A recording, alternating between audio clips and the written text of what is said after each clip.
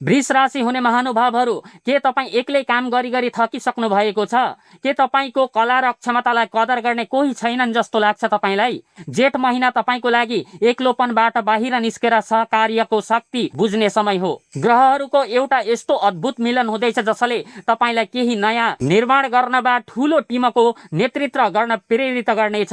तर याद राख्नुहोस्, जहाँ ठुलो सफलता हुन्छ त्यहाँ केही गुप्त शर्तहरू पनि हुन्छन्। यो महिना तपाईँले कसको सल्लाह मान्ने र कसलाई आफ्नो योजनामा सामेल गर्ने भन्ने कुरामा निकै सचेत रहनुहोला।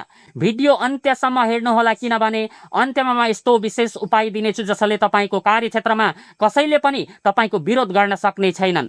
राधे राधे। दर्शकबिन नमस्कार। दर्शकबिन, म ज्योतिष पण्डित तेजकुमार उपाध्याय र प्रस्तुत छ 2083 सालको जेठ महिनाको वृष राशिको मासिक राशिफल।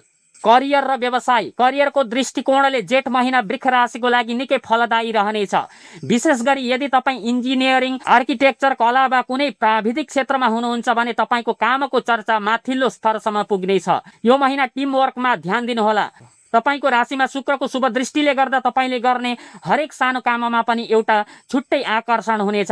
यदि नयाँ व्यवसाय सुरु गर्ने सोचमा हुनुहुन्छ भने यो महिना अनुभवी व्यक्तिहरूको सल्लाह लिएर अघि बढ्नुभयो भनेदेखि त्यो व्यवसायले भविष्यमा तपाईलाई ठुलो रूप लिनेछ।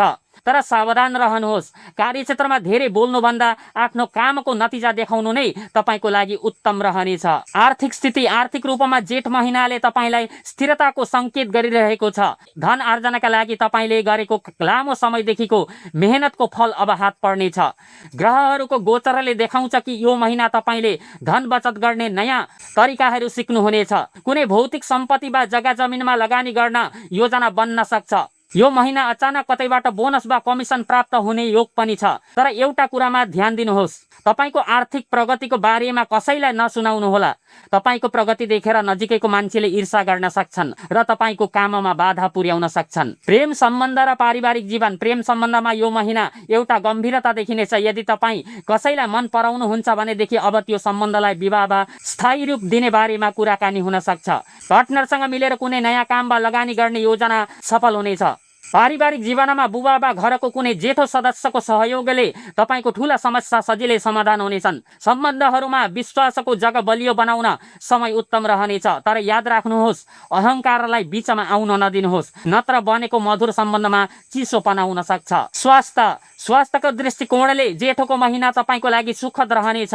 यद्यपि हड्डी वा जोड्नीको सानो समस्याले केही समय तपाईलाई दुःख दिन सक्छ। शारीरिक थकान महसुस भएमा आराम गर्न कन्जुस्याइ नगर्नुहोला। आफ्नो खानपानमा अनुशासन कायम राख्नु नै तपाईको ऊर्जाको रहस्य हुनेछ।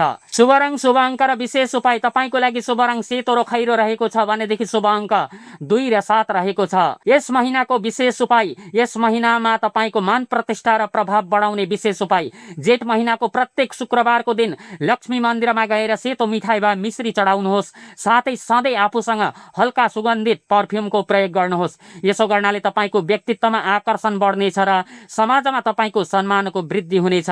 तपाईलाई यो राशिफल कस्तो लाग्यो कमेन्टमा जय लक्ष्मी माता लेख्न नबिर्सिनुहोला। र साथै भिडियो मन परेमा भिडियोमा लाइक र च्यानललाई सब्स्क्राइब गरिदिनुहोला।